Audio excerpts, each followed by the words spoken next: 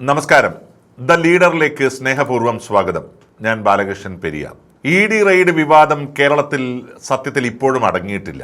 അന്വേഷണ ഉദ്യോഗസ്ഥരെ ആക്രമിച്ച ഡിവൈഎഫ്ഐ, എസ്.എഫ്.ഐ പ്രവർത്തകരെ തേടി പോലീസ് ഇപ്പോഴും തിരുവനന്തപുരം നഗരമാകെ അരിച്ചുപെറുക്കുകയാണ്. നിരവധി കേസുകളിൽ പ്രതികളായ ഗുണ്ടാ സംഘങ്ങൾ പോലും ഈ ആക്രമണ പരമ്പരയിൽ പങ്കെടുത്തതായാണ് ഇപ്പോൾ നമുക്ക് മനസ്സിലാക്കാൻ സാധിക്കുന്നത്. പിണറായി വിജയനെ ഇ.ഡി. ചോദ്യം ചെയ്തില്ല എന്ന് അദ്ദേഹം തന്നെ സമ്മതിച്ച സ്ഥിതിക്ക് ഇനി മകളെ രക്ഷിക്കാൻ പാർട്ടി സംവിധാനം ഉപയോഗിക്കണോ എന്ന വലിയ ചോദ്യം നല്ല സഖാക്കൾക്കിടയിൽ ഉയർന്നു വന്നിട്ടുണ്ട്. ഇന്നലത്തെ അക്രമ സംഭവങ്ങളോടെ കേസ് കൂടുതൽ ശക്തമാക്കാനുള്ള നീക്കങ്ങളാണ് ഇ.ഡിയുടെ ഭാഗത്തു നിന്നും നടക്കുന്നത്.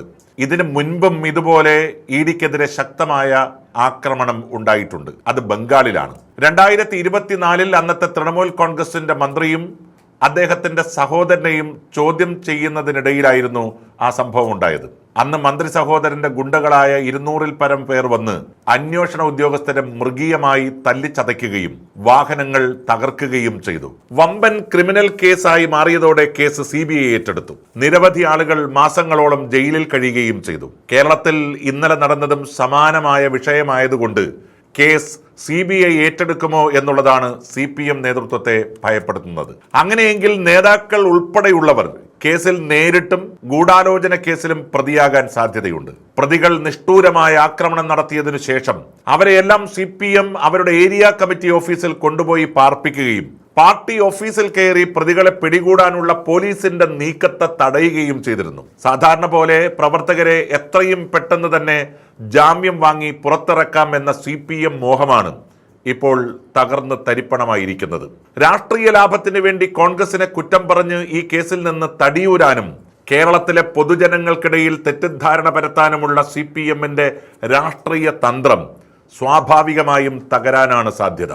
പിണറായി വിജയൻ കേസിൽ പ്രതിയല്ലാത്തൊരു ഘട്ടത്തിൽ മകൾ വീണയെ സംരക്ഷിക്കാൻ CPM ശ്രമിക്കുന്ന പാർട്ടിക്കകത്തു തന്നെ അഭിപ്രായ വ്യത്യാസങ്ങൾക്ക് ഇത് കാരണമായിട്ടുണ്ട്. അതുകൊണ്ട് തന്നെ വീണയുടെ കുരുക്ക് മുറുകാനാണ് സാധ്യത. കോടിയേരി ബാലകൃഷ്ണൻ സംസ്ഥാന സെക്രട്ടറി ആയിരുന്ന കാലത്ത് അദ്ദേഹത്തിന്റെ മകനെതിരെ കേസ് വന്നപ്പോൾ അത് പാർട്ടിയെ ബാധിക്കുന്ന വിഷയമല്ലെന്നും കേസിന്റെ വഴിയെ നീങ്ങട്ടെ എന്നുമാണ് പിണറായി വിജയൻ പറഞ്ഞത്.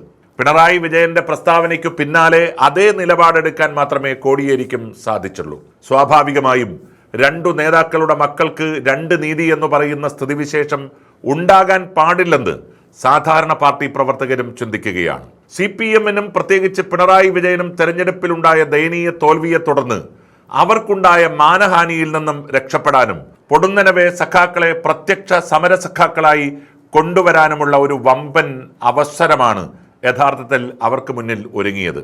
പക്ഷേ ഇന്നലത്തെ അക്രമ പരമ്പരയോടുകൂടി കാര്യങ്ങൾ കൈവിട്ടു പോവുകയും യഥാർത്ഥത്തിൽ CPM മറ്റൊരു വൻ കുരുക്കിലേക്ക് എത്തിപ്പെടുകയും ചെയ്യുകയാണ്.